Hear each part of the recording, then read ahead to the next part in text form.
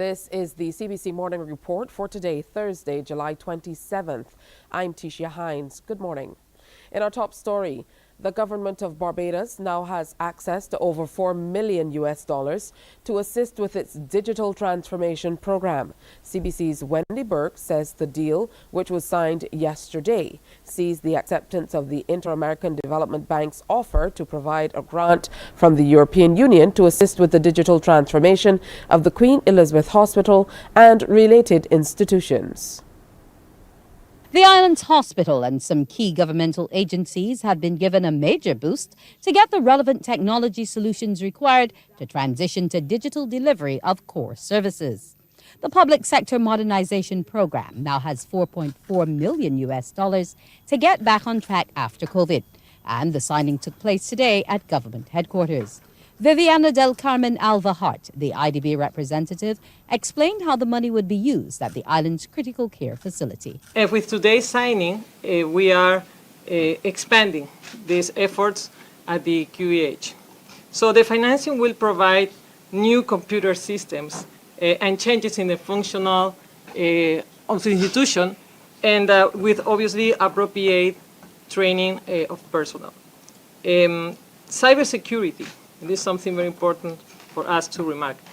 Cybersecurity and data privacy is an important components, I can say, that the program will prioritize. Prime Minister Motley has concerns about transforming the health and human resources sectors. The major hurdle is to be able to make sure that the software that we use in the health information management system is seamless, and that whether it is a private doctor's office, a polyclinic, or the hospital, if Colvin Monsey or Mia Motley goes in, you should be able to pull up Mia Motley's records or Colvin Monsey's records and be able to ensure that we receive the requisite treatment. If we're allergic to something and can't talk, there should be a record there so that there are no mishaps at all in the system. She says they're seeking to use the cheapest form of financing.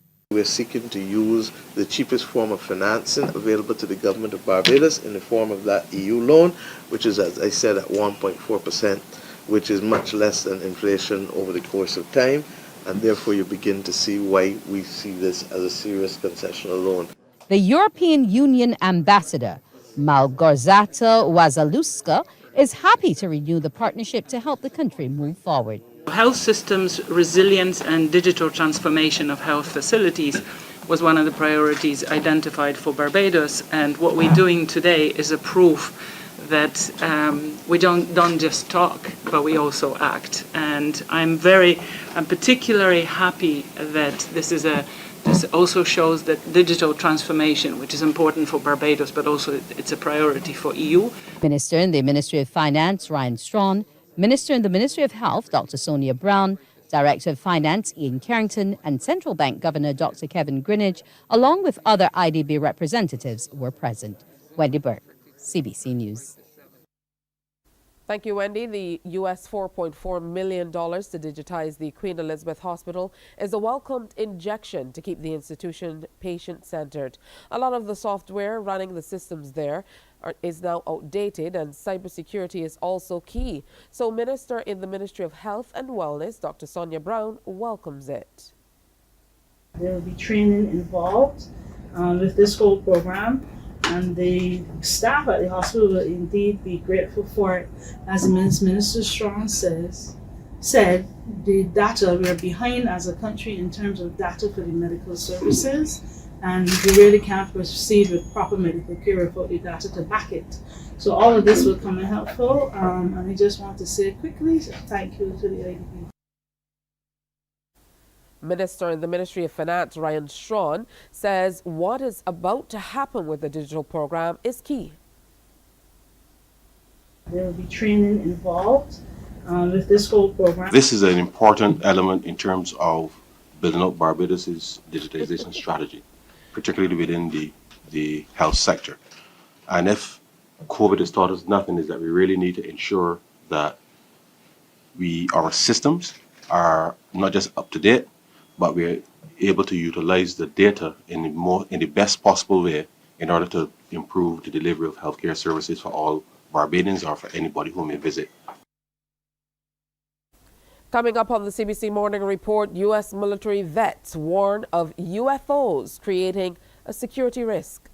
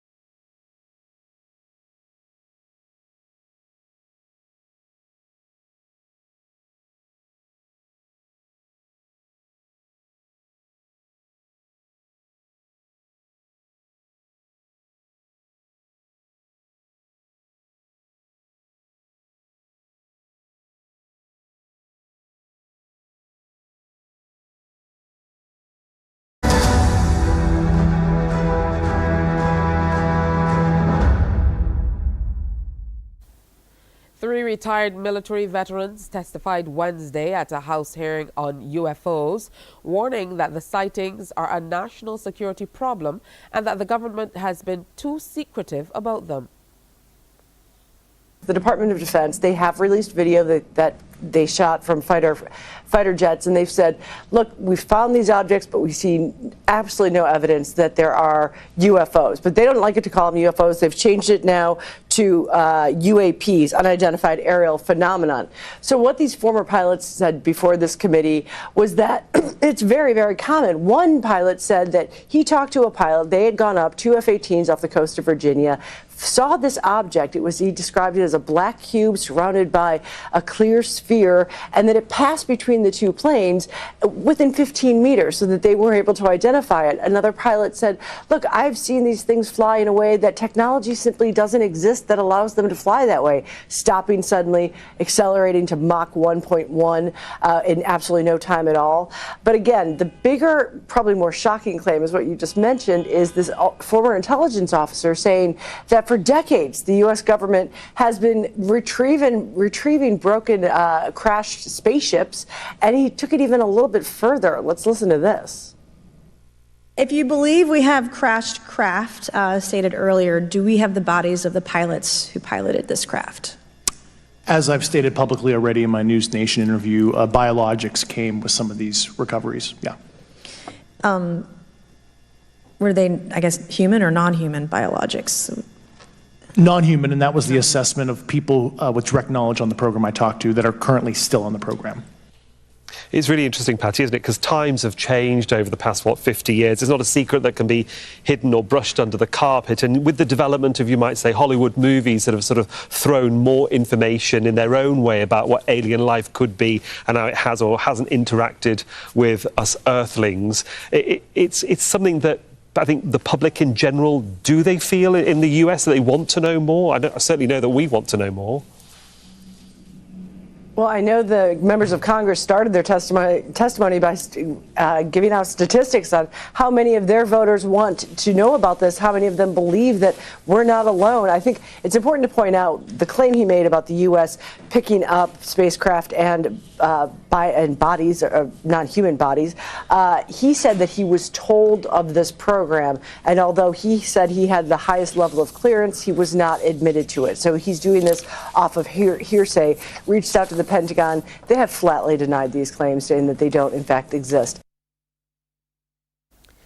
Well, the conduct of revelers at the recently concluded St. Lucia Carnival has spurred passionate comments on the opposing views. Those who condemn some of the behavior on display and others who argue that it was a once-a-year occasion to release the pent-up stresses of life and have fun. Following the statements by the Archbishop, the Minister for Culture has added his voice to the debate. HDS St. Lucia reports. Was there an attempt to push the LGBTQ or Pride movement with the painting of the Bam Bam Wall? The wall has since been defaced or covered with graffiti. Questions have been raised about the selection of the colors, which bear close resemblance to the colors of the LGBTQ community. However, Culture and Tourism Minister Dr. Ernest Hilaire, speaking at Monday's pre-cabinet media briefing, dismissed such claims. Do you take it out or do you leave it? Again, to his freedom of expressions and somebody express their view. It's a real debate you have to go through. I don't think it's the right thing for anybody to do, but somebody felt strongly enough to go and do the defacing. But the point is, the person is wrong. Because people saw the colors and, oh, these are, pride colors. These are carnival colors. This is what carnival is about. Carnival is about color. All my life, I know carnival is all colors. All of a sudden, somebody decides that these colors are X, Y, and Z, and therefore we should decry it. I don't agree with that. Nonetheless, Dr. Hilaire urges acceptance amid the vandalism of the wall. I think we need to build a more tolerant society, a more understanding society, noting that we have differences as individuals. We have differences on sports, on politics, on religion, and we have to respect each other's differences. Archbishop Gabriel Malze has since called for the elimination of the Bam Bam Wall. The Culture and Tourism Minister welcomes the religious leaders' opinions on the 2023 Carnival Parade of the Bands. I think we need to say to the Archbishop that we're very happy he shared his thoughts with us. And that's what we expect of our spiritual leaders. Because we in the secular world, we are pursuing agendas for development and whatnot.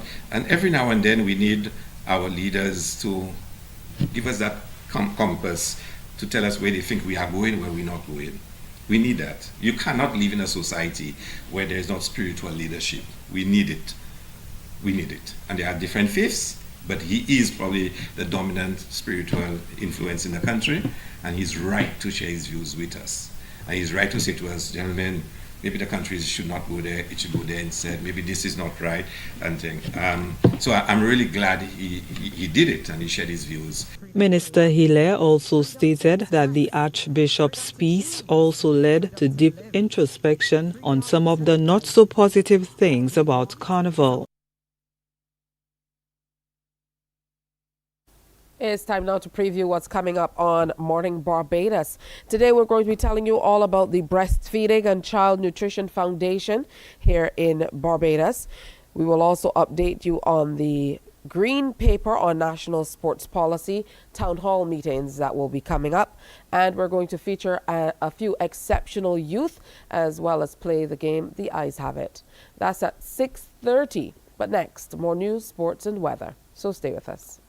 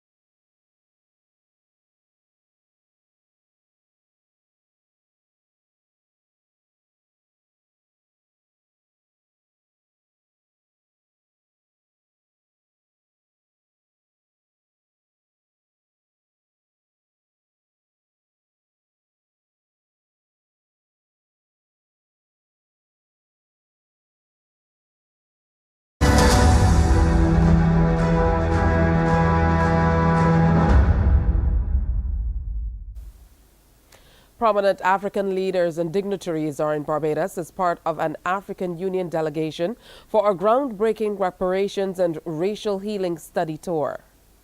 They were welcomed during a reception at Ilaro Court, where they were treated to a sample of Barbadian culture. The study tour is the result of the landmark decision of the African Union Assembly of Heads of State and Government in February, calling for a common African position and program of action on reparations. Be about facts. It is supposed to be an objective retelling and recounting of what has taken place. But we ought to be very, very careful not to take that for granted, because we also live in a world in which we understand that history can be sanitized, that it can be recast to tell somebody else's version of what that history and fact should look like. And if we are not careful to guard our voice and our leadership, then we will find ourselves with a generation that does not understand, because that history has been erased. If you erase the story and erase the history, there are no victims, there's no perpetrators, and therefore there can be no call for justice. Prime Minister Mia Amor Motley believes we are playing the fool with West Indies cricket, and she's urging regional cricket stakeholders to confront some harsh truths to truly start to turn around the region's long-standing cricket woes. The Prime Minister made the remarks as she delivered the 22nd Sir Frank Worrell Memorial Lecture at the Roy Marshall Teaching Complex, the UWI's Cave campus, under the theme Cricket, Lovely Cricket. It is more than bat and ball. She says confronting those truths must start with major changes in the way how cricket is viewed by all concerned, noting that every loss the team gets now is received like another cuff in the belly. The first issue we need to get right is governance. And the longer we take to do it, the worse the results will be. I want to also make the point that there must be, as the WAB report also reflects, a relationship between the governance of cricket and the governance of the region. I am one of those who believe that West Indian, Caribbean prime ministers cannot run cricket. We cannot. And don't let us fool ourselves. But we are stakeholders in Caribbean civilization. Meanwhile, Prime Minister Motley also touched on the issue of more equitable pay for the regional men's and women's teams, noting that the current disparity is far too sharp. The men are still paid here, and the women are paid 3 to 5 times less. Indeed, the women are paid less. Or let me put it another way. The men are paid more for a regional game than the women get for a non-regional game. Now, something has to be fundamentally wrong when a woman can get, and I don't know if it's changed in the last few months, so I stand corrected, but women can get $200 for a regional game and the men $900. Or women get $750 for a non-regional game, ODI or T20, and the men get, what, $2,500 and $4,000? In the Bahamas, the Minister of National Security has responded to critics who say the government is dragging its feet on alleged case of police brutality against the public.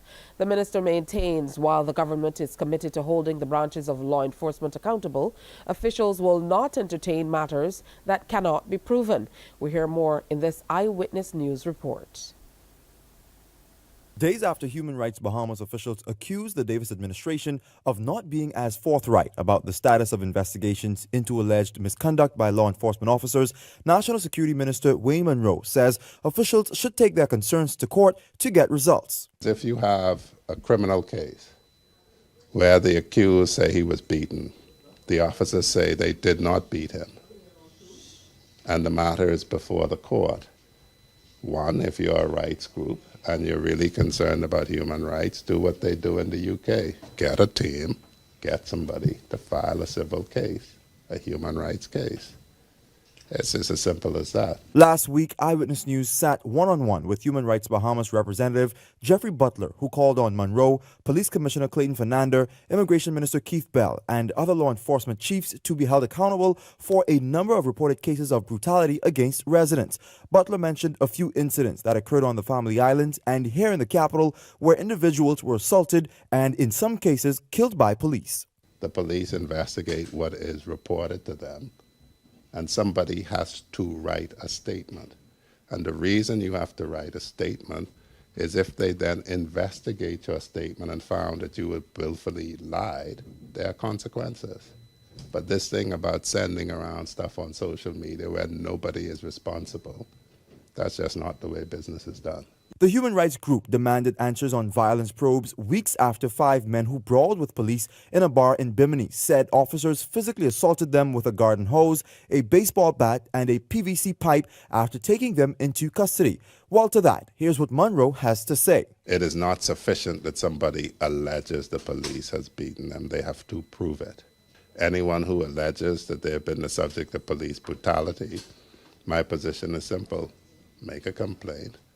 Advance your proof, and it'll be dealt with. But until alleged victims could prove that they are victims of misconduct by law enforcement officers, Monroe is making one thing clear. What we will not deal with is this voiceless, faceless accusation against law enforcement officers with an expectation that we will act simply because you say it.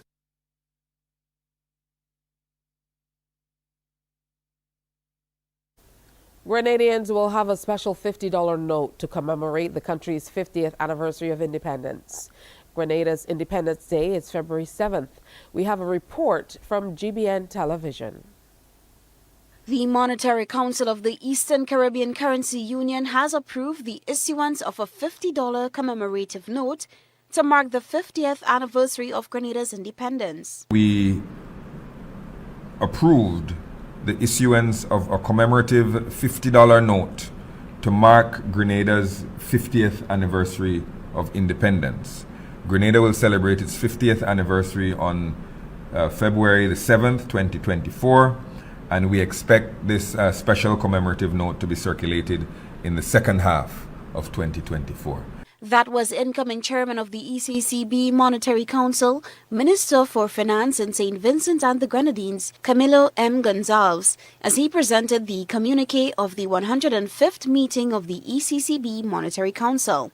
The communique did not specify how many banknotes will be printed. Last month, during his address to commemorate his administration's first anniversary in office, Prime Minister Deacon Mitchell had expressed optimism about the ECCU's approval of the $50 note as part of a grand Golden Jubilee celebration. Part of our Golden Jubilee, I'm happy to report that Cabinet has approved and made a request to the Eastern Caribbean Central Bank, our ECCB, to have the bank issue a special celebratory commemorative 50 EC dollar note to mark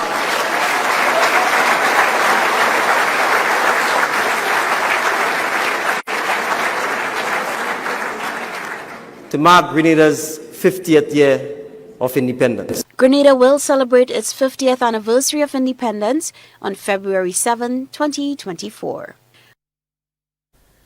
In sports, the West Indies will begin their one-day international series against India this morning at Kensington Oval. They've not beaten India in a one-day international series since 2006. CBC's Damien Best looks at the current team and their chances in the series as they try to end a 17-year series drought against the visitors. 17 years on from their last series win in the Caribbean, West Indies are still not settled on the ideal squad for the white ball format. They've been beaten by New Zealand, India and Bangladesh at home. Now a new challenge awaits. A three-match series against tough opponents India started on Thursday at Kensington Oval. It will not be easy for the hosts even if they're given the ideal pitch. Captain Shea Hope has scored 4,829 runs and needs another 171 runs in the series to reach the 5,000 runs milestone. Realistically, He's the Windies' best batter, but is under pressure at the moment from a tired and weary public, having won 6 and lost 5 since taking up the job as captain. Exiting the World Cup qualifiers in Zimbabwe without reaching the Super 6 stage was painful, considering the type of opposition they were facing. So it's clear that talent doesn't win matches alone. It's an opportunity for us to bounce back. We knew what happened in the last 2 games, especially in Test Series. It's a different format.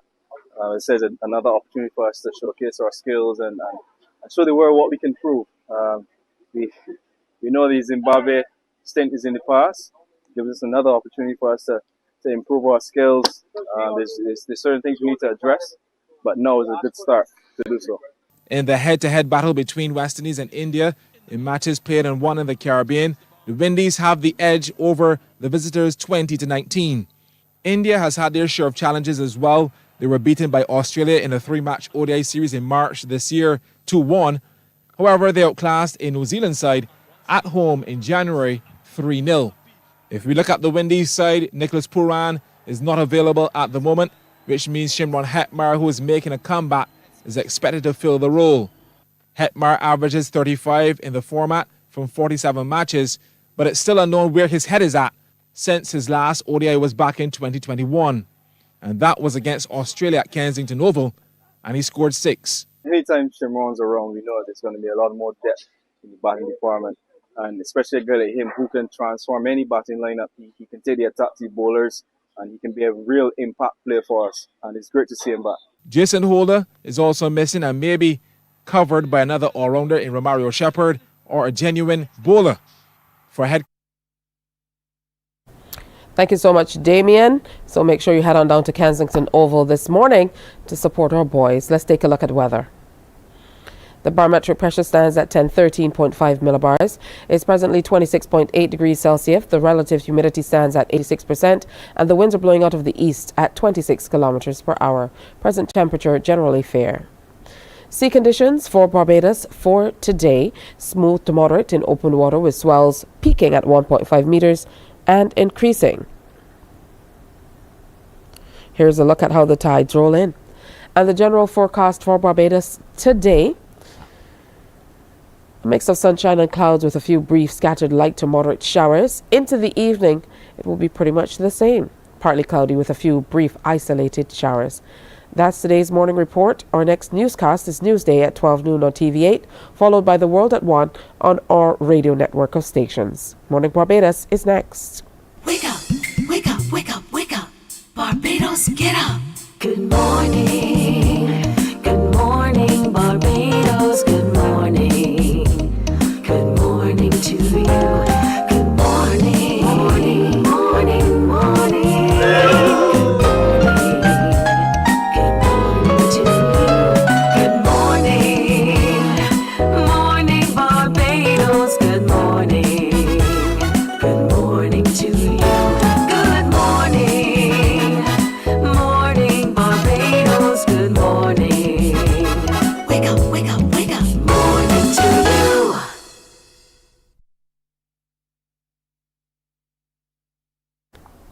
It's Thursday, July 27th. Welcome to another presentation of Morning Barbados. Good to have you in company. I'm Tishia Hines, and I'll be here with you until 8 o'clock. So lots happening as crop over winds up or winds down, as however you see it. We're getting ready for the last 2 weekends of crop over action here in Barbados, and there certainly is a lot happening as we also look to the day of national significance and Emancipation Day. Of course, we have a visiting delegation from the Africa Union as well. So lots happening here in Barbados. We're also celebrating the 50th anniversary of CARICOM in a major way coming up next week. So definitely lots to see and do, and we will help you work through some of it so that you are in the know. Well, today on Morning Barbados, we have quite a few people who will be sharing with us the green paper on the national sports policy. I'm sure you heard the Minister of Sport speak about it a few weeks ago in the news? Well, it's at the place where they're going to be having some town hall meetings. Definitely some interesting discussion. There were a few talking points that the minister shared that created quite a stir positively among the population. So I'm sure you will be more than happy to get out and share your views on this proposed national sports policy here in Barbados. Stephen Rowe, Sports Development Officer with the Ministry of Youth, Sports and Community Empowerment, will be in to share more about that and let you know when they will be, where they will be, and how you can get involved. Today we're featuring a number of exceptional youth, as we always do. We have Alyssa White coming through to tell us all about the Bahamas National Youth Climate Change Conference, which she attended just a little while ago. So she will be in to share an update of what went down and what it means for Barbados and climate change generally. Rihanna Cyrus, national female football player, will also be featured on this morning's Morning Barbados as one of the exceptional youth that we are celebrating. We're also going to have a go at the Eyes Have It as we continue to share some of those faces from the festival that we want you to identify. And we're also going to tell you how you can win 2 tickets to UV and Rise, all coming up. UV this weekend, Rise into next week. So you want to keep on listening for that. Before we get into all of that action, though, we want to talk about the Breastfeeding and Child Nutrition Foundation here in Barbados. And we are going to be joined by Dr. Alison Bernard, the Breastfeeding and Child Nutrition Foundation of Barbados representative, as well as Ninoka Taylor Lowe, and she is also a representative of the foundation. So good morning and welcome. Good morning. Good morning, Tisha. Thanks for having us. Good morning. It's wonderful to have you with us on this beautiful Thursday morning. Now, let's talk a little bit about the role of the Breastfeeding and Child Nutrition Foundation of Barbados. And we can start with you, Dr. Bernard. Yeah, sure. So again, thank you for having us. You've had us on every year, I think, for the last 3 years. So we really appreciate that because we really want to spread the awareness of World Breastfeeding Week this week. It's from August 1st to 7th. And it really helps to sensitize parents about the importance of breastfeeding to mothers and their families in our country. And that's what that's the BCNF's role. It's about supporting, protecting, and promoting breastfeeding on a national level. This year, the World Alliance for Breastfeeding Action is a global network of individuals and organizations who really, they're dedicated to promoting, protecting, and supporting breastfeeding. And their theme this year is Enable Breastfeeding, making a difference for working parents. And the focus is about breastfeeding in the workplace. I know it's not something that you expect. No, you don't see people coming to the workplace with babies in arms breastfeeding, but it's about facilitating moms to continue breastfeeding past maternity leave. And that's about facilitating them to pump in the workplace so that they can maintain their milk supply and continue to breastfeed for as long as is recommended, exclusively by World Health Organization, which is 6 months. The focus of the theme this year is about the impact of paid leave, creating that environment in the workplace. So having enough parental leave, paternity leave, and maternity leave. It's about workplace support, breastfeeding workplace policy, and ensuring that mums have a clean, safe space to actually pump their milk, not in a bathroom, not in their car, not in a sick bay, as even though that's a space, infection control wise, it's not probably the most ideal. And also about having enough time to pump, at least 20 minutes pumping break, paid pumping break, so that they can, and at least twice during the work days, so because that will help them at least to maintain their milk supply so they can continue to breastfeed. So that's the focus of World Breastfeeding Week this year, and the BCNF is really here to bring awareness to it and sensitizing people and showing them how they can support mums and their families. Mrs. Taylor Lowe, I know you are just waiting to speak in support of these spaces, workplaces creating these spaces. to continue to impact the family unit generally? Well, I would indeed agree with Dr. Bernard because I myself am a mother. I have three, my last being 18, just past the 18-month mark. And I have a few friends and other moms, and we have been saying for years we need better spaces, we need a better, you know, just we need more support. They ask us to, have more children, but then they take away motherhood from us. So having to pump in a bathroom, like Dr. Bernard said, is not ideal. Most workplaces, they don't have a dedicated space for breastfeeding or for pumping, and there's no storage for the milk that we produce. So it's just to enable mothers, enable families, to have a better space and time while working, because you can't do it from home. You have to go back to work. Yes, we all know this. So it's better preparation on the part of corporate. Just support us. We work for you. We have no problem working for you. So just support us in our families. Yeah, these are definitely conversations that need to be had.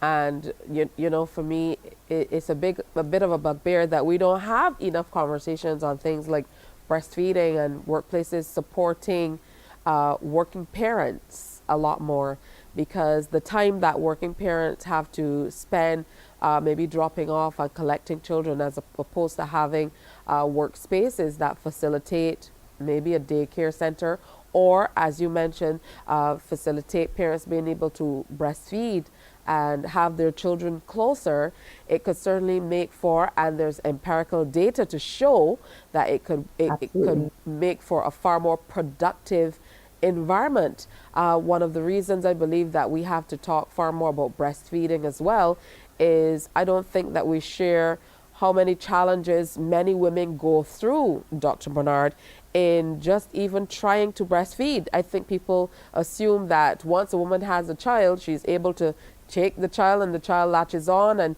you breastfeed and that's it. So to even have conversations surrounding some of the challenges, and the challenges are many and numerous, these are things that need to happen. So I would imagine that throughout the week of activities, which will run from August 1st to 7th, these are some of the things that you will be looking at. Absolutely. Just to give you a brief run through of some of our activities, so obviously Morning Barbados today.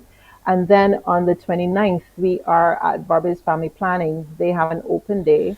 And there we're going to be speaking to the antenatal mums there, giving them, information about breastfeeding and the importance of it and what they can do in their environments, in their work environments in particular, to prepare after maternity leave. Most mums, there's studies to suggest that if mums don't have that time to breastfeed after they return to work, they either stop breastfeeding in a shorter space of time than they would normally. Paid parental leave is also really important. Mums who have 3 months or less than 3 months, they don't usually have as long a duration of breastfeeding as mums who have at least 3 months maternity leave. But that's all relative, because we have 3 months, but our exclusive breastfeeding rate is still only 19.7%, which is, obviously very low. So, I think we need to kind of put it in context. August 2nd as well, we'll be at Queen Elizabeth Hospital doing the antenatal clinic, where we present to the mothers. We do interactive sessions with the mums. We show them how to breastfeed, put babies in different positions. And it's usually about an hour and a half. They usually enjoy it. And so we're looking forward to that. August 3rd, there's a PAHO webinar where the BCNF will be representing the Healthy Caribbean Coalition, again around World Breastfeeding Week. And so we have a lot of activities going, and we hope that persons are willing, while we have August 1st to 7th, they're willing to support mums in breastfeeding. Buy a mum that a pump, sponsor her a pump, maybe sponsor her breastfeeding consultation after she's had the baby. There are many things that we can do. And as employers, you don't have to do anything fancy. Just create a small space, clean, put up a sign saying mommy's breastfeeding, and maybe she give her a cooler bag if you don't have a fridge for her to use, with some ice, a cooler bag with some ice in it, so she can store her milk. There's so many small things and big things that we can do to make moms feel more comfortable in the workplace, and I think that's really, really, really important. It truly is. Ms. Taylor Lowe, I see a note here about a workplace policy, which could add to the guidance that workplaces might need to be able to get any infrastructural changes they may need to make or put policies in place. Is this a physical policy that exists, or is it a policy you're going to work toward making, or are you expecting workplaces to come up with their own policies? Well, I'll Okay, probably answer so that for Nayoka. I'll probably answer that for Nayoka. Okay. It's actually a policy yeah, that the BCNF has, a policy guidance that we have created a few years ago, actually. And it actually has been enshrined in the National Workplace Wellness Policy, which I know that there's some movement on that in the very, very near future. And apparently breastfeeding is going to be, there's some interventions that are going to be put in place for breastfeeding mothers, which is fantastic. I can't wait to see what they're going to be doing. But yes, it's about what I said before: clean, safe space to breast pump, having at least two 15-minute to 20-minute pumping breaks. Flexible working hours is an option as well too, so that moms can leave. Either they have time home. For the first few months they're not at work every single day, or they're able to leave work, so that they can go to the nursery and breastfeed their baby, or give the nursery assistants the milk that they've collected. So it's really a suite of interventions that help to stop mothers from feeling marginalized. I've spoken to a lot of moms who've had to pump their milk out, squeeze their milk out in bathrooms, in the sink, because there's nowhere to pump except the bathroom, and of course that's not hygienic. So they just dump their milk, and obviously I'm sure, Tisha, you can probably imagine how heartrending that is for breastfeeding mothers. So it's just to provide, and you know what it does as well too. It has the ability to normalize breastfeeding in the workplace, because from the manager down to the lowest staff member, they understand this is important because there's a policy around it, and it helps moms to feel a part of the environment and not so marginalized anymore. I think that's really, really important for breastfeeding mothers and their confidence. Well, thanks for letting me know that's a part of the workplace wellness policy. That is certainly a wonderful thing to know. I will truly follow up on that. So for you, Mrs. Taylor Lowe, talk to me about your involvement with the Breastfeeding and Child Nutrition Foundation of Barbados. And as mom of three and having a little one that I would imagine you're still breastfeeding right now, talk to us about some of the challenges that you experience as an individual, and changes you'd like to see based on conversations you might be having with other moms and professionals in the field. okay, so basically my involvement with the BCNF, after my son, my last is a boy. After my son, I had a consultation with Ashley. She's no longer at the BCNF because she's doing midwifery. Dr. Bernard can correct me if I'm wrong. So the balance wasn't working out for her, so she had to leave. But thank God for Ashley and the BCNF. They helped me with a lot, being that I have flat nipples, and like you spoke about, with the struggles of breastfeeding. Everybody doesn't get it done correctly, or they don't get it done the first time. So it is a case where you have to try and try and try until you find the formula that's right for you. So, in speaking to Dr. Bernard and Ashley, I found the formula that was right for me. My son is now 20 months, and he stopped breastfeeding 2 months ago.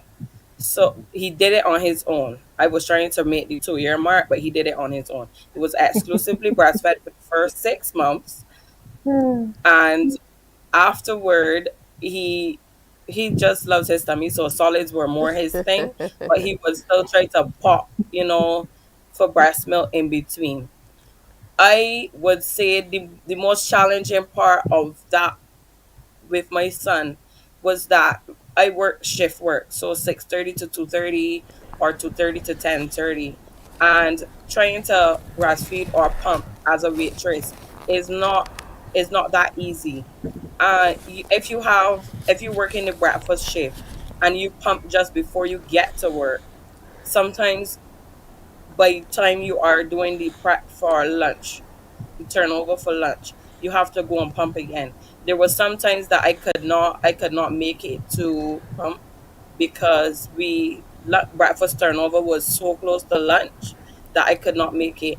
And by the time 2:30, my breasts were so swollen, so warm, and so painful.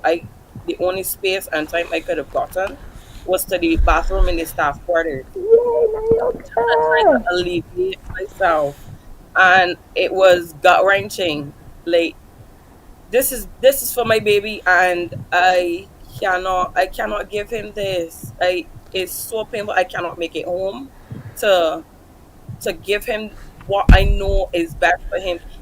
Benefits of breastfeeding are many, and for the first 18 months of my son's life, the most I had to do for him, medical wise, was immunization appointments, because breastfeeding helped reduce, the colds, the fevers, runny nose, a lot of those things. So I advocate strongly for breastfeeding, and that's my role in the BCNF. I'm an advocate. I support breastfeeding fully. It reduces a lot of maternal expenses. You don't have to buy so much cold medicine. You don't have to take the baby to the doctor that often. It's wonderful to breastfeed.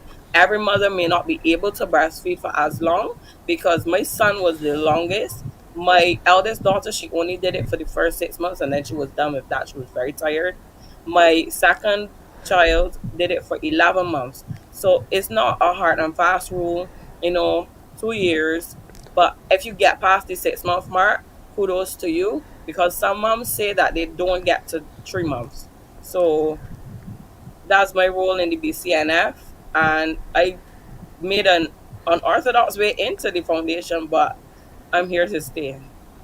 Oh, that's excellent. And thank you so much for sharing your story.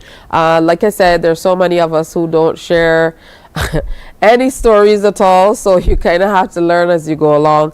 I want to thank you ladies for coming through and sharing with us. So again, World Breastfeeding Week, August 1st to 7th, 2023. Enabling breastfeeding, making a difference for working parents. That, of course, is the theme. And there are lots of open days and sessions coming up. Is there a website or somewhere that people can go to find out more information, Dr. Bernard?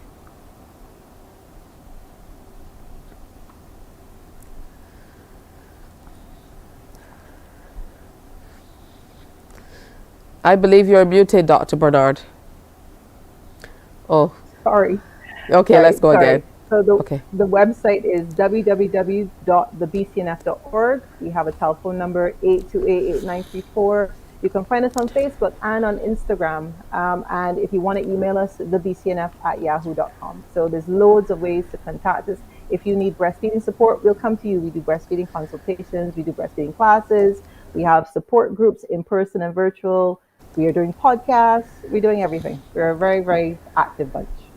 All right, active bunch they are, and I love to hear that, because there's so much that goes on with breastfeeding that many of us just don't know. So it's great that there is support for breastfeeding mothers out there. Thank you so much, Dr. Bernard, and to Mrs. Taylor Lowe for sharing with us this morning.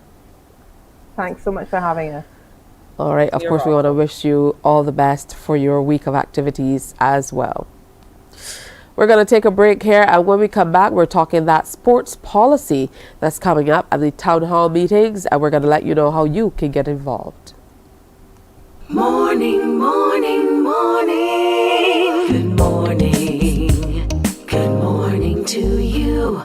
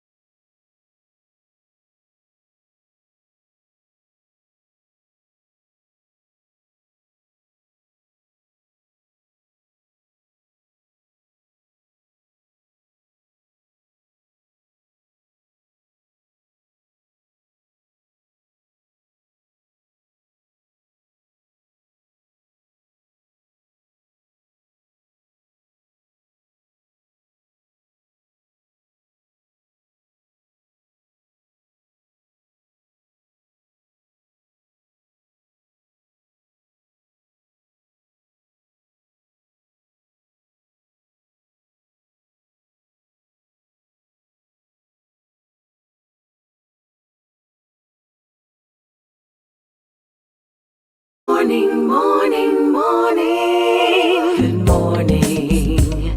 Good morning to you. Just about 5 minutes to go now before 7 o'clock. We promised you that Stephen Rowe, Sports Development Officer with the Ministry of Youth, Sports and Community Empowerment, would come through this morning to talk about some town hall meetings that are coming up, where you'll have an opportunity to hear more about the Green Paper on a national sports policy. So good morning to you, Stephen Rowe, and welcome to Morning Barbados. Good morning, Barbados, and a very warm welcome to you. A very good morning to you, Ms. Hines. Thank you very much for affording the Ministry of Youth, Sports and Community Empowerment the opportunity to come and share about these exciting town hall meetings we have coming up. All right, excellent. Let's So- talk first about the Green Paper, the proposed paper on the national sports policy. What are some of the major highlights that people can look forward to, just so they know that these sessions need to be engaging so that they can come out and share their views on some of what's proposed? All right, so the policy is filled. The Green Paper on the policy is filled with lots of exciting areas for discussion. The first of which is building a more active Barbados. Now, under that heading, we will cover areas like sports for community development, physical education, sports, and the education system, the importance of having it in the education system, sports and healthy living, which is critically important for us here in Barbados, gender diversity and equality, sports for persons with disabilities, and we even cover sports and penitentiary reform. Another one of the exciting areas is sports and the development of a sports economy. Now, as you would be aware, the potential for earning in sports is immense. Just yesterday, we would have heard the announcement about Justin Herbert from the NFL, who just signed a contract for $262.5 million over a 5-year period. Now, that speaks to the kind of money one can make in sports, the opportunities in sports. And so, under the development of a sports economy, we are looking at sports and national development, community, youth, and elite sports, professional sports, sports tourism, sports manufacturing, intellectual property and sports, broadcast and media rights. Those are very, very lucrative media rights. Sports and the environment. Volunteerism, where some of our youngsters can get that much needed experience in the area of sports. The digital sports sector, which has taken off globally. Cricket development, and we're not just talking West Indies cricket, or indigenous road tennis development, and things of that nature. Then there's the hosting of regional and international events, which allows us the opportunity to diversify our sports tourism product offering, as well as provides an opportunity for our local athletes to demonstrate their skills here in Barbados. Two of the moving. Yeah, go Okay, ahead, Keisha. quite an exhaustive list of things to cover, and truly very interesting. But one of the things that really struck me is, here in Barbados, and this is subject to correction, last time I checked, we don't even recognize sportsmen and women as, being gainfully employed. So, for example, it's not recognized as a job. So things like that are things that Bajans really need to come out and speak out about in terms of getting our sports people truly recognized. I would imagine, because working in this particular profession, I know that for a long time, even people like DJs, and this is a little off script, are not recognized by a lot of institutions and even places like the National Insurance and so on. They don't recognize it as a job. So Barbadians need to come out and speak about it, especially since, as you mentioned, there's so much going on in the area of sport. Hearing the minister speak about what's in the green paper, what's planned for young people from a very early age as well, and looking toward creating a policy for the way we treat to children in schools when it comes to sport. Things like that are some really interesting and engaging topics that I think Barbadians definitely need to prepare for as they get ready for these town hall meetings. And they're just around the corner because the first one is tomorrow. Yes, it is. It is tomorrow, and that will be at the Alexandra School in Spicetown, commencing at 6 p.m. sharp. The second one will be at the Princess Margaret School in Stitch Rose in St. Philip, and then we culminate at the Garfield Sobers Gymnasium. That's on the 18th of August. I should have said that the one at the Princess Margaret School, that's going to be on the 11th of August. Yes, we take a break for the crop-over activities. All right, of course, share the starting time with us. And, you know, I am one of those people who I want to see what's happening with this green paper before I show up. I don't necessarily want you to tell me what you want to tell me or what's in there. So how can we get copies of the green paper so that we're well equipped to answer questions, ask questions, share our comments and queries and so on? Okay, so the green paper is available on the Government Information Services website. That's gisbarbados.gov.bb. It's on Parliament's website, www.barbadosparliament.com. You can also access it on IG, where the handle is sportsdevelopment.bb. Now, when one goes on to that website, on that IG page, it's quite an active page, so you may need to scroll down just a bit, and you will come across a flyer in which there is a code. So you just scan that code, and that takes you directly to the policy, and it's available for downloading. And we are encouraging persons to have a read of that policy, have a read of that document, and come well equipped with your questions. We know that Barbadians are very excited about sports. It's embedded in our DNA. And so the thinking is that you would have given thought to any challenges, any situations pertaining to sports development, and you have some really brilliant ideas. We want to hear from you.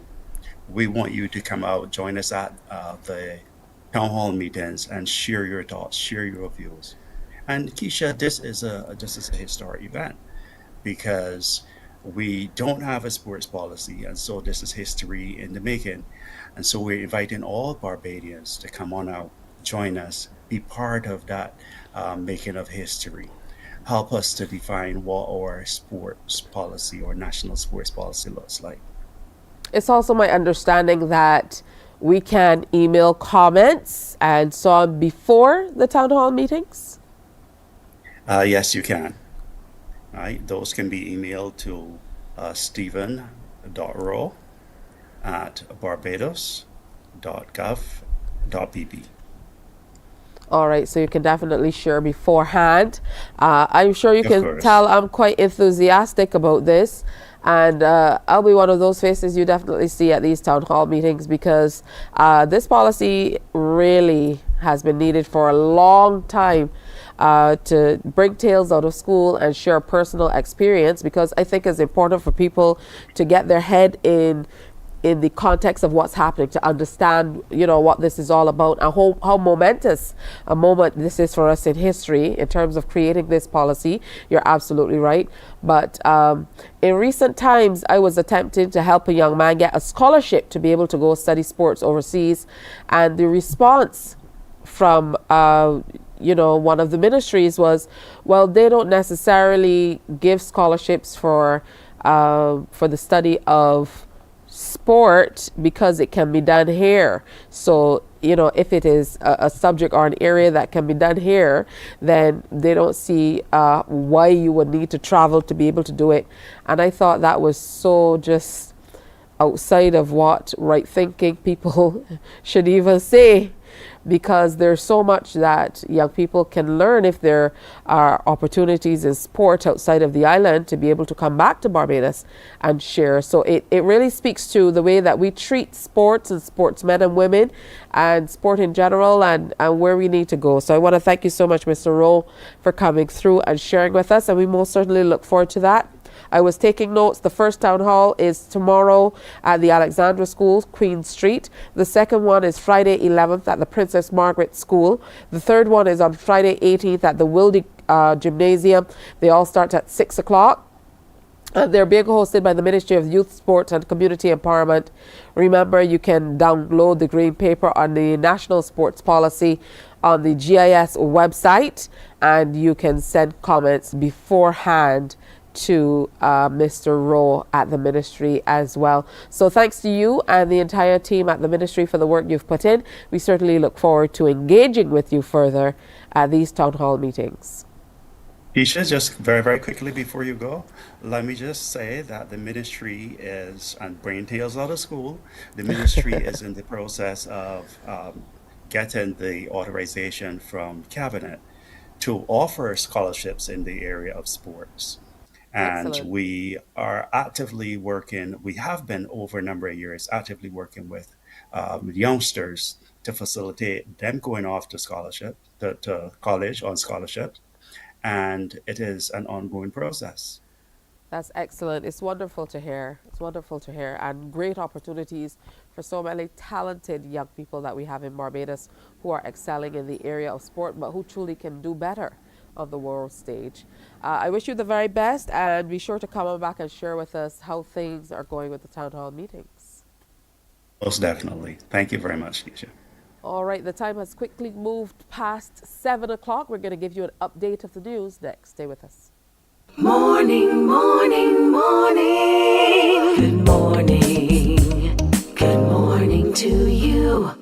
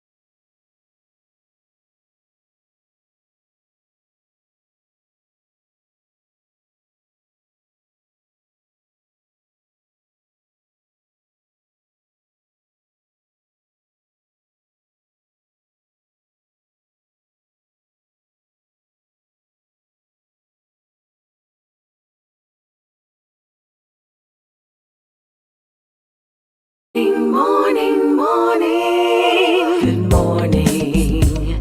Good morning to you. It's 8.5 minutes after 7 o'clock. Let's get an update of the news.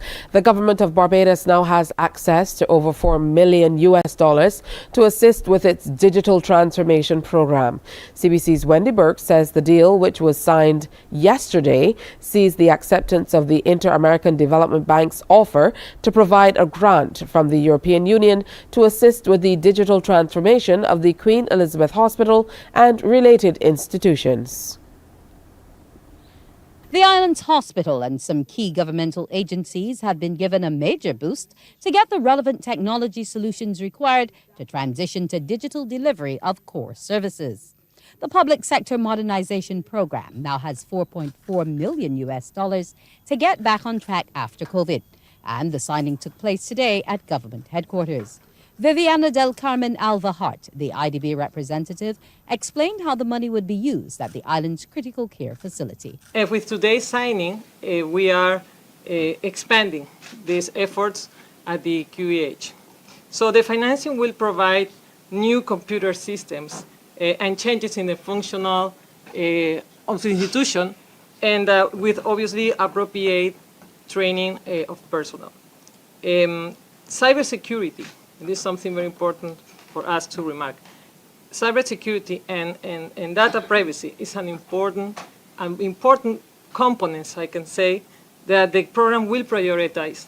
Prime Minister Motley has concerns about transforming the health and human resources sectors. The major hurdle is to be able to make sure that the software that we use in the health information management system is seamless, and that whether it is a private doctor's office, a polyclinic, or the hospital, if Colvin Monsey or Mia Motley goes in, you should be able to pull up Mia Motley's records or Colvin Monsey's records and be able to ensure that we receive the requisite treatment. If we're allergic to something and can't talk, there should be a record there so that there are no mishaps at all in the system.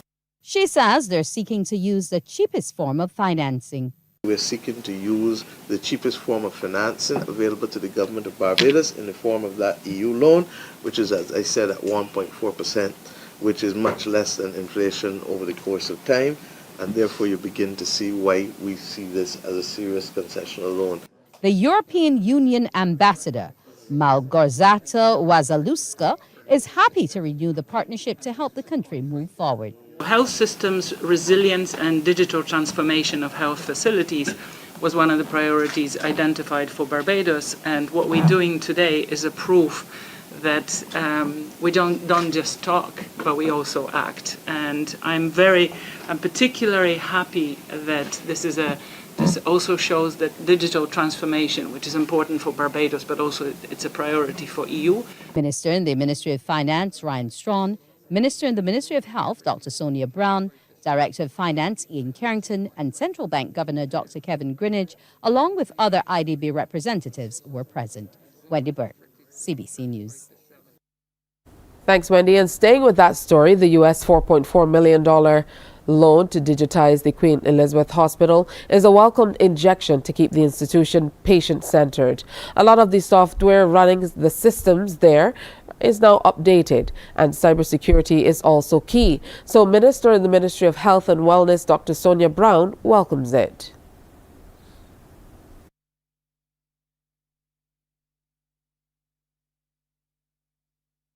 There will be training involved with this whole program, and the staff at the hospital will indeed be grateful for it. As Minister Strong said, the data, we are behind as a country in terms of data for the medical services, and we really can't proceed with proper medical care without the data to back it. So all of this will come in helpful, and I just want to say quickly, thank you to the IDB. Our next newscast is Newsday at 12 noon on TV8, followed by The World at 1 via our radio network of stations, 100.7 FM, 98.1 The One, and 94.7 FM.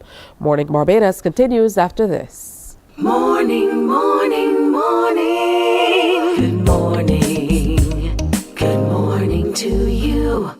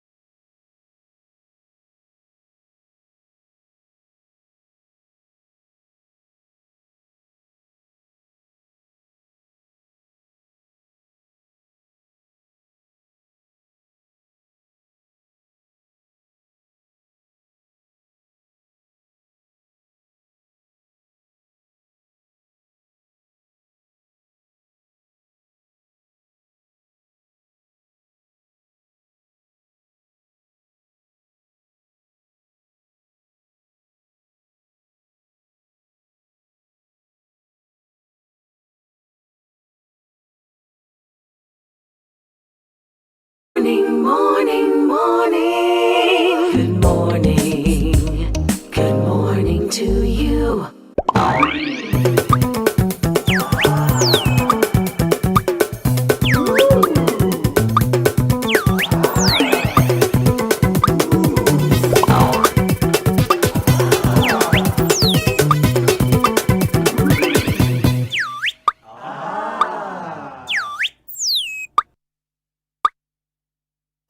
All right, so the longest time we've gone without a winner is, one full day. We had to carry over to the next day. Hopefully, we're going to get a winner for this one today. So here is your first clue on today's edition of The Eyes Have It.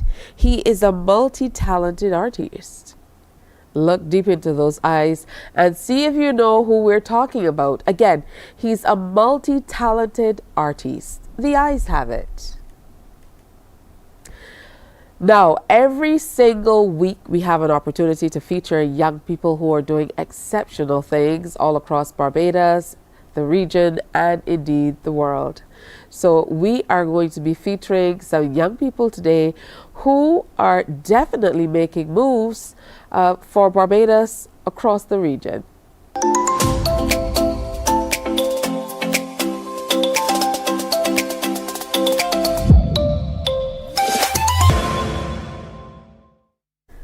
This morning we start with Alyssa White, who is just back from a conference in the Bahamas. It was the Bahamas National Youth Climate Change Conference, and it was facilitated through a partnership with the Ashley Lashley Foundation. Alyssa is a young environmentalist with a passion for our beautiful planet. She holds a bachelor's degree in marine biology and a master's degree in natural resource management. So let's say good morning and welcome to Alyssa White. Good morning. Good morning. All right, good to have you with us. Now, my first question is, what initially piqued your interest in environmental studies? Well, originally I wanted to be sorry, but I'm getting over a cold.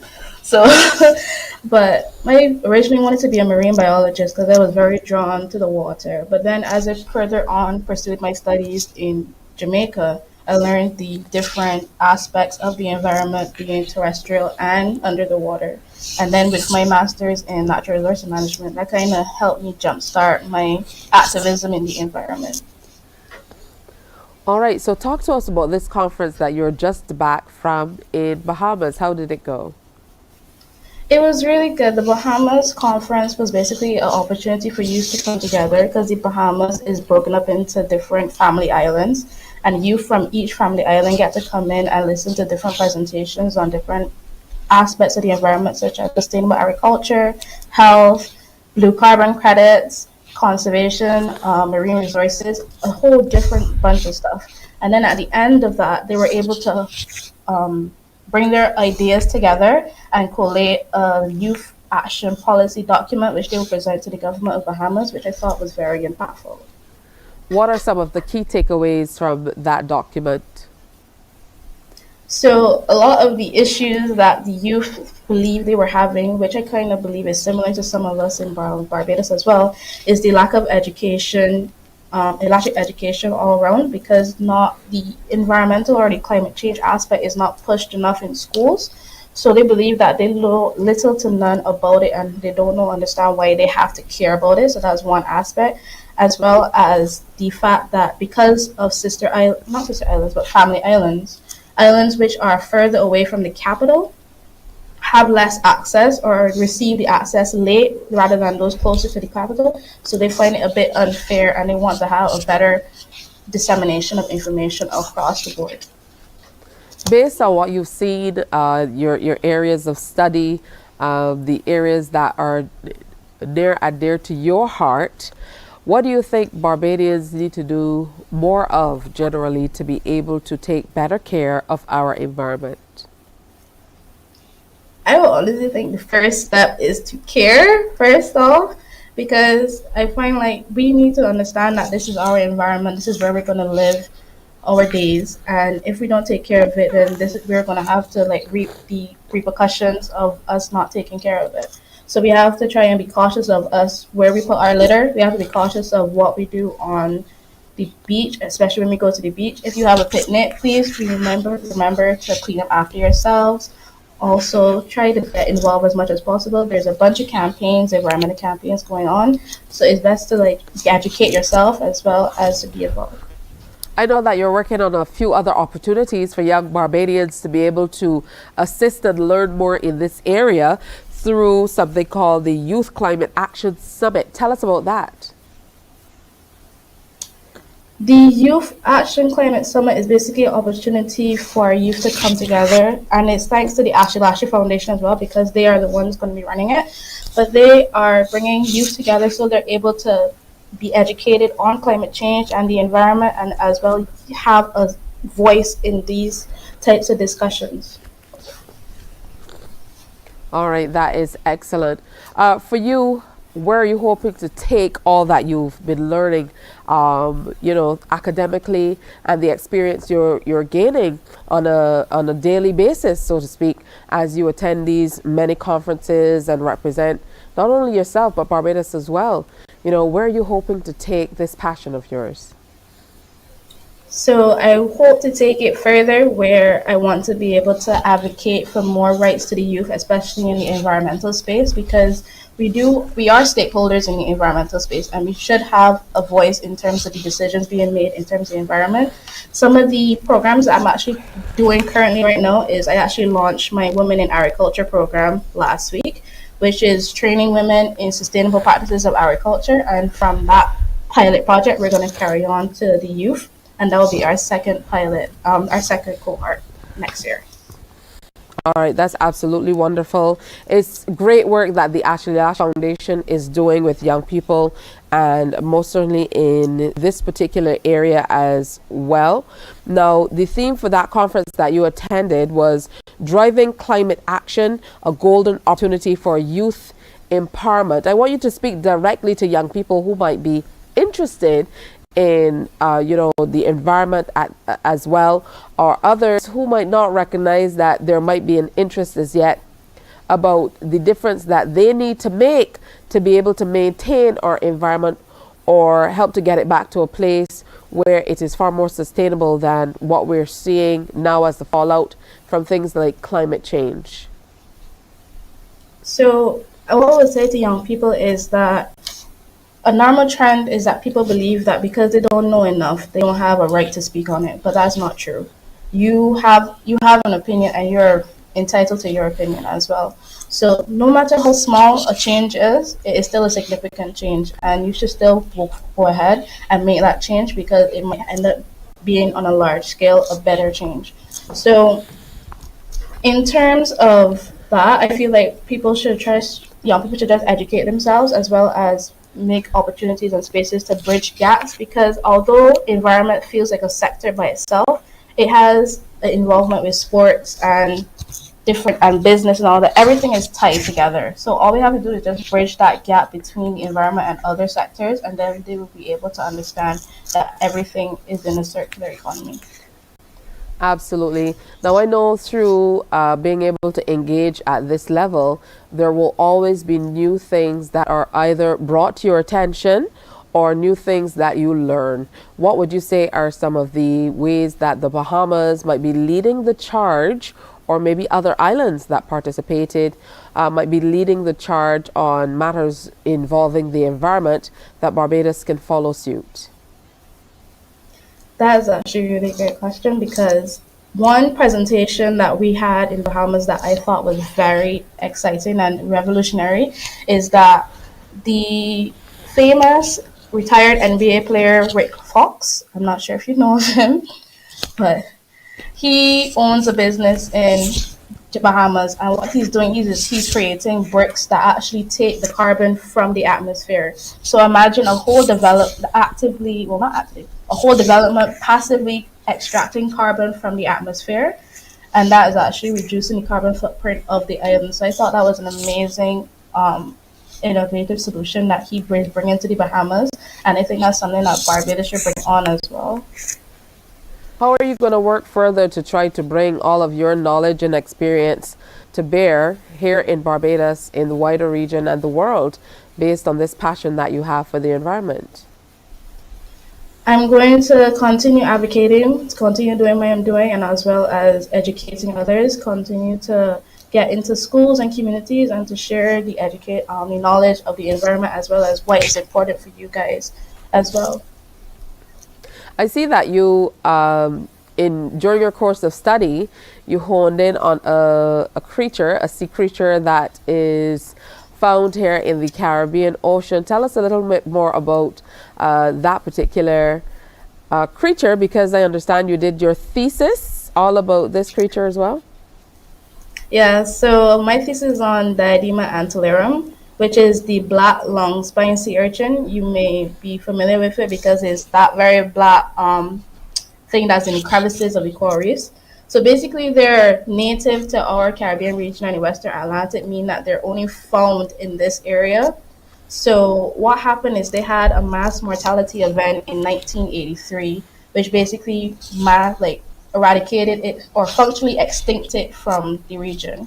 So over time, they were trying to recover, but then in 2022, we had another mass mortality event occur in the Caribbean again. So what I was trying to do is I was trying to see the impact of the impact of the mass mortality event in 2022 and if it impacted our recovery. But it seems that the mass mortality event, which was suspected to be caused by a waterborne pathogen, was actually from a ciliate, that a parasite of sorts, which is also connected to stony coral tissue, which is plaguing the Caribbean as well. So that is basically my thesis in a nutshell. All right, and that's the first smile we got throughout this interview. So it says that it truly is near and dear to your heart, which is a positive thing. Now, if with a, what do you do with the magic wand? You shake it with a point. What do you do with the magic wand? With one swipe of the magic wand, if you could change one thing that Barbadians do that they really shouldn't, what would it be? I think I will wish, well, I think that I would want Barbadians to be more aware of their actions. Like, just be more cautiously aware of our actions, because if you are free to do what you want, but please do it in a sustainable way, which it doesn't harm the environment. All right, definitely a good thing. Be more aware of what you do. Yeah, because we're still seeing people driving around tossing stuff out of windows and Exactly. all of, yeah. Sometimes I can't even believe it that they're doing it. But you truly are an exceptional young woman, and we wish you all the best in your advocacy.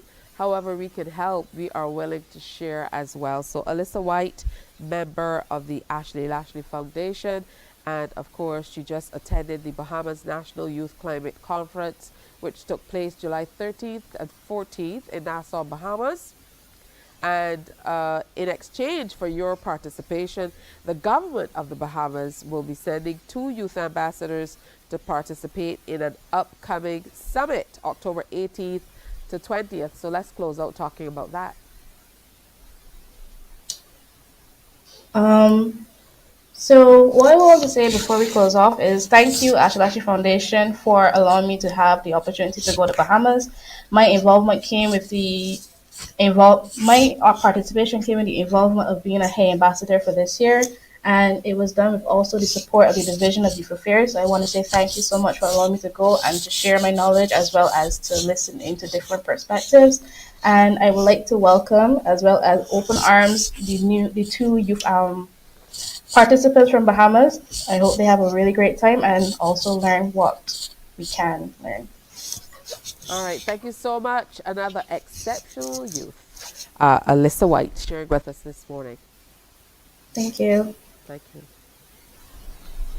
Coming up, the eyes have it, we have another exceptional young woman, Rihanna Cyrus, who is a football player, sharing with us. She is here in studio.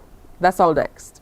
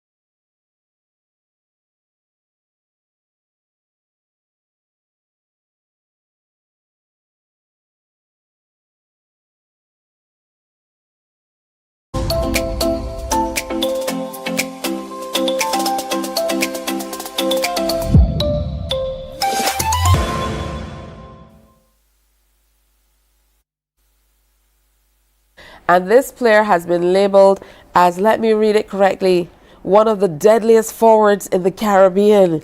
That's a very positive thing to say in football terms, I would imagine. So let's say good morning and welcome to Rihanna Cyrus, who is a national football player. Good morning. Hey, good morning. Hey, good to have you with us. Thanks, glad to be here. All right. Well, I'm happy to see that you're all bright-eyed and bushy-tailed, because sometimes we bring people out this early and they're looking like, oh, I'm so tired. I don't know if I could have made it. So it's good to have you here with us. Tell us how you got into football. Growing up, being the youngest, I was single mother with 2 older boys. Yeah, it was sometimes when my mom have to work through the summer. So it was do what my brothers are doing, or I have to sit down and watch them do it. So my older brother here in Holligan was national captain, right? He was really into football, so me and my other brother, we just used to go and play with him and found the love of the game through that. All right, so because your brothers were involved, was it easier? Did people easily welcome you into playing football, or was it like, you're a girl, you can't play? Yes and no, because even though I was playing with my brother, he was like, don't take it easy on her. If she want to play football, treat she the same way how you would treat a boy. So hit her hard. She got to learn to maneuver through the people. I don't like that. But I guess it made you as good as you are. Talk about working through the ranks and moving to where you are. Now, you played on every national team from the time you were 14 years old. You've traveled with the first ever Barbados under 14 women's team from as far back as 2014 as well. So what was it like to move past just, you know, playing this game with your brother in the summer holidays to be able to represent your country? It was very different because that first trip was actually my first competition. So it was different from going cross by the pass and scrimmaging. Then now you have to come with more structure and in a different island, if not with my mother not there. So it was a different atmosphere. What was it like being able to travel and represent Barbados? Well, it was the first time I actually traveled. So it was frightening, but still it was great because I'm still doing something that I love. All right, so working with the guys in terms of scrimmaging, as you put it, and then playing on a girls' team, was it a major difference? Yeah, because scrimmaging, sometimes people fly, and like their physicality isn't high within the women's U14. So it was a big difference. And still I didn't have my brother in my ear, because sometimes we were on the same team. He would tell me, drop this way, go that side. So it was a big difference because then I had to take control of my movement and myself within the U14 team. Do you find that people are as open to you playing football as they are for other games that are usually predominantly played by women, or are people still a little, you know, surprised that you play football? Usually when people see me, they're like, do you play sports? Are you a runner? So like, no, I'm a footballer. Sometimes they're surprised, sometimes they're not, because some people still have in their mind that football is a boy sport, that it's not for girls. Well, you truly look very athletic, so I can see why people would ask you that question when they see you. You do look athletic. So you play for Weymouth Wales. Tell me about that stint with that team. You're a striker for Weymouth Wales. Talk to me about that. Made the switch this year. Yeah, it was something that me and my brother talked about, because he's also the captain of Weymouth Wales. So from the time he went there, we were like, it would be so cool for you play for the men's team and I play for women.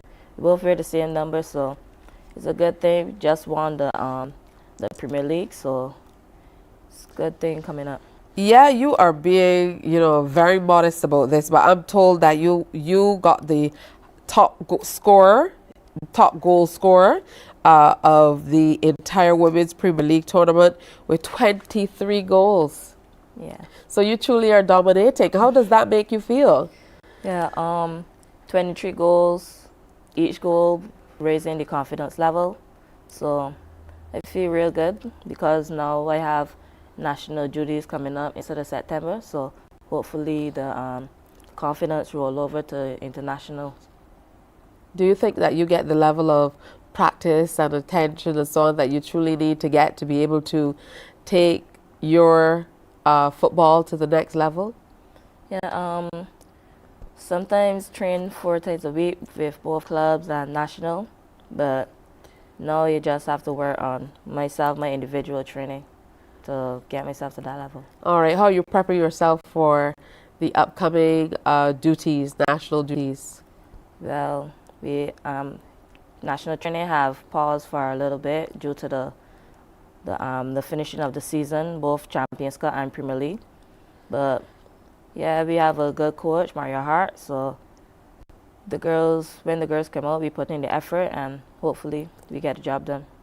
Is football something that you live every day, you think about every day, or only when you head out to practice? You know, what does it mean to you?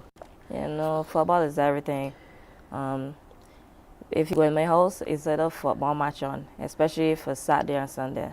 Now the Women's World Cup, football is on. Saturday is my games. Sunday is my brother games, sometimes during the week. So it's football everywhere during the house, football everywhere. What are your thoughts on the Women's World Cup that's happening now? I know that for the U.S. team especially, they've been advocating for the women to be paid more and for them to gain more recognition and things of that nature. So your thoughts on the women's competition that's running now? Yeah, Women's World Cup, it started off kind of slow. The high European teams, they had a lot of shots. Got new debutants, Haiti, Panama, Jamaica. Haiti nearly hold what's it called now? England or so, right? But the Caribbean teams are showing out inside the World Cup. Jamaica didn't do too poorly the other day. Your thoughts on that game? Yeah, 0-0 draw with France, like ranked number 3. So it's a great thing. The Caribbean team isn't just going to participate in the World Cup, they're going to showing out. So we're glad to see that teams that we have played against instead of the World Cup qualifiers are actually going and making a stand upon the World Cup stage. And there's a striker who plays for Jamaica who also plays on the European circuit. She plays your same position, and she certainly is doing pretty well. Your thoughts on that? Yeah, Khadija Shaw. Khadija Shaw is amazing. Yeah, whenever she gets the ball instead of the attacking third, everyone either go to her because they can't leave her open. Because she's deadly. They're going to have to bring you in here for the sports program, do some assessment. Damien Best, I mean, it's a thought forgotten. You have to do it. So your thoughts, you know, who are you backing to win the World Cup, the Women's World Cup? I'm a USA fan, love Alex Morgan. Okay. USA fan, yeah. So you leaving out the Caribbean girls? No, I'm backing the Caribbean girls. I know how Barbadian fans work, so you kind of back your team until they're out, and then we back any Caribbean team until they're out, and then we back any black team. That's how it works, right? Yeah. All right, where are you hoping to take your football? I know you're playing on the national level. You're also playing, you know, on the local circuit. Where do you hope football takes you? Hopefully, I would like to play outside of Barbados to get the experience and the exposure. All right. When you see yourself on the field, when you look back at the matches and so on, how does it make you feel? Sometimes it's be like, I look very powerful out on the field, and sometimes when I look at, we watch the games, I don't think that it's me, some things that I be doing, but then when I think back at it, it's things that I train to do, things that I accustomed doing. So sometimes they made me very happy. Good stuff. What about mom? What are mom's thoughts on you as a footballer? Yeah. The whole household. Yeah, my mother is one of my biggest fans. Yeah. Growing up, My father died when I was young, so it was just my mother and my brothers. So it was my mother took me to every training. When it was now starting, mother still goes to all of my games, both me and my brothers. So. All right. I mean, our viewers are coming through and really congratulating you on the work that you are doing on the field. And it means a lot. I think that this really comes full circle based on the interview we had a little while ago talking about a new national sports policy where we will be able to truly support young sports people in Barbados in a greater way, in a more meaningful way than just playing sports, because we know that it can be short-lived. Soccer is a contact sport. So, what are you working toward though? Would you like to get a scholarship and go away, learn some more, play internationally for other teams? What's your big dream? I want the biggest dream that you're dreaming. Don't hold back. Tell us. Yeah, it's either two, because right now I'm at BCC, so I would like, even if I get a scholarship and have the opportunity to play at the college level, that would be great, but mostly I would like to play in the NWSL, but we'll see how things go. But even if it's just a tournament overseas, so that I will get experience, more competitive, and have that exposure. We definitely have to work on it. It has to happen. I mean, with someone of your talent, that's only the next natural progressive step. And I have people literally in my ear saying that you can't leave without saying who's your favorite player and who's your favorite team. Well, men's, Messi. I saw that coming. Team, Barcelona. Women's is Alex Morgan, as I said. And my favorite team, I like the women's Barcelona team also. The guys in the back are not very happy. They're like, you cannot back Barcelona on this set. Yeah. I know you guys are very, very passionate about your football as well. So, kudos to you for all that you're doing with football. And you've been playing from what age? Age 11. 11 years old. Yeah. That definitely is a good start. So the brothers had you out there. And what's the name of your older brother again? Hayden Holligan. Hayden Holligan? Yeah. Hayden Holligan. Yeah, I'm told that he's a good footballer as well. And he was out there telling the fellas, don't play soft with her, Yeah. Get her into it. And it worked, because, I mean, here you are representing Barbados since age 14 and continue to dream those big dreams, and never let anybody tell you that the dreams are too big for you to dream, because that's a good place to start to be able to reach those goals. Yes? Yeah. All right. So another exceptional youth. Listen out for this name, Rihanna Cyrus. She's going to be representing Barbados across the world, and then she's going to take the world by storm in football. You like the sound of that? Yeah. All right, good stuff. We're going to take another break. Another exceptional youth here featured on Morning Barbados. When we come back, the eyes have it. Rihanna is going to stick around because she's going to play with us as well.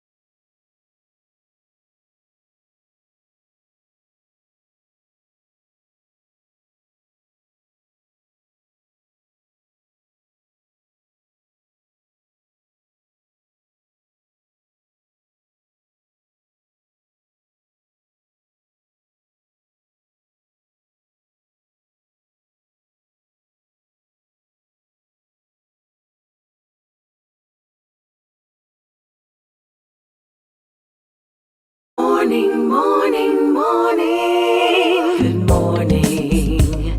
Good morning to you.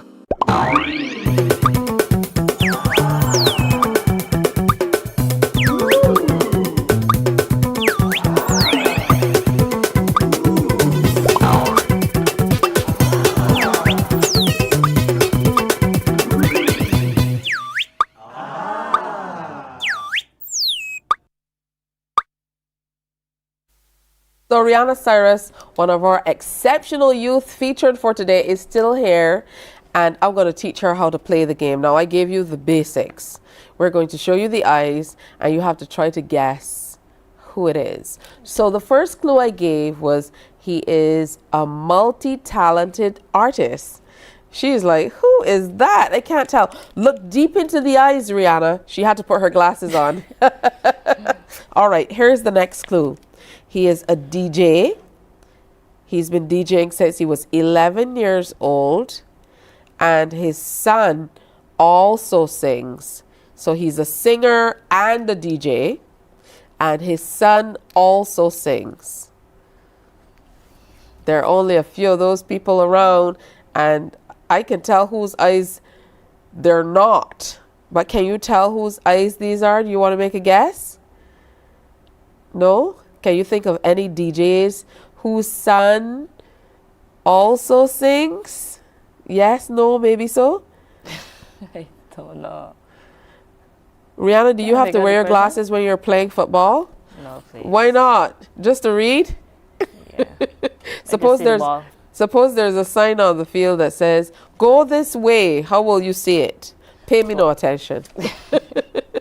All right. So if you think you know who we're talking about, you absolutely have to get ready, get close to your phone lines to be able to come on through and share with us who you think the person is. You know what? I think what we're going to do is get ready to take your call. So I'm going to give you another clue. And this one comes from me. He's a pretty tall guy. He's a pretty tall guy. Yeah? How about that? Okay, so call us up. The numbers are 228-5562 and 228-5563 to get through. Let me see if you can figure out whose eyes we are sharing with you today. So, do you remember the clues? He was playing, he was DJing from age 11. He got a son. He has a son who sings. He also sings. And he's a multi-talented artist. And he's a multi-talented artist. Who could it be, Rihanna? She's looking at me like, what? Yes? And my final clue just now, he's a pretty tall guy. Yeah, tall. Yeah. DJing, singing, tall guy, a son who also sings. It seems so simple to me, but that's because I know. 228-5562 or 228-5563. Call us up. Let's see if you know who we're talking about this morning. Whose eyes are these? Give it a guess, Rihanna. Not a Bajan.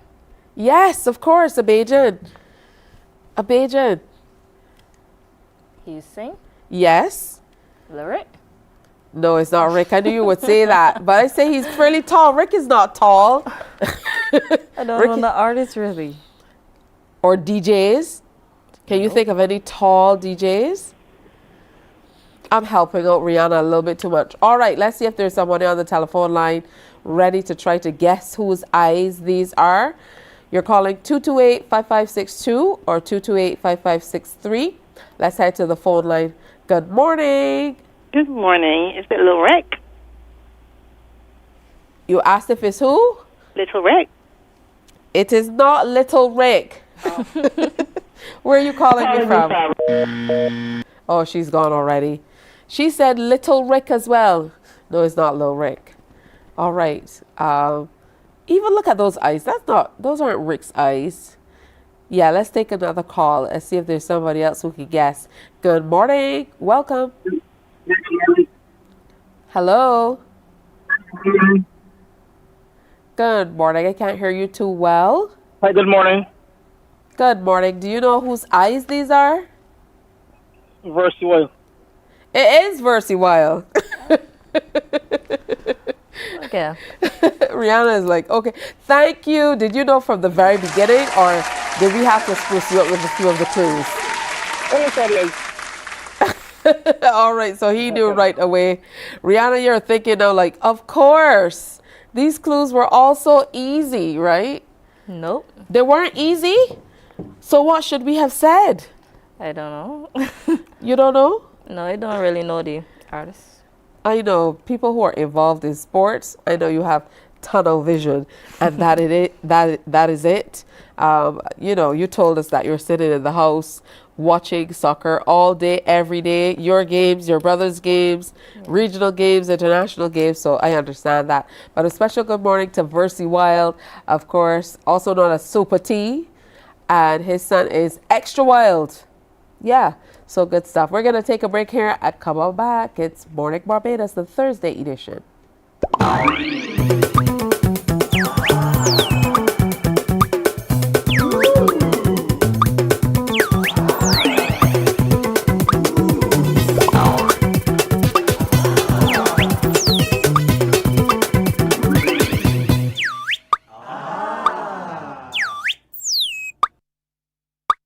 Morning, morning, morning, morning, morning. Good morning. Good morning to you.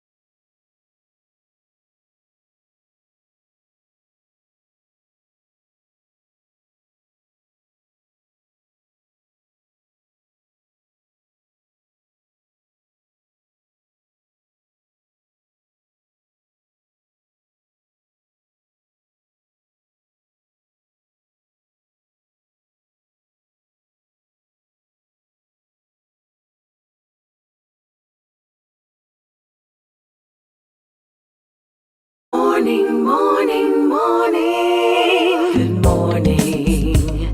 Good morning to you. Here's your chance to go to two of the biggest parties of the crop over season, thanks to Mornin Barbados.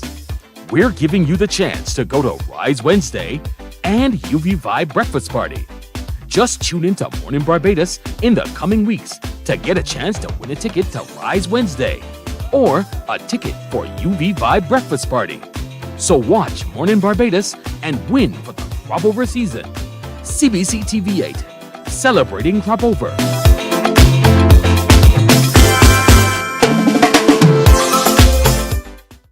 Right, so this is your last chance to get in for a chance to win these tickets.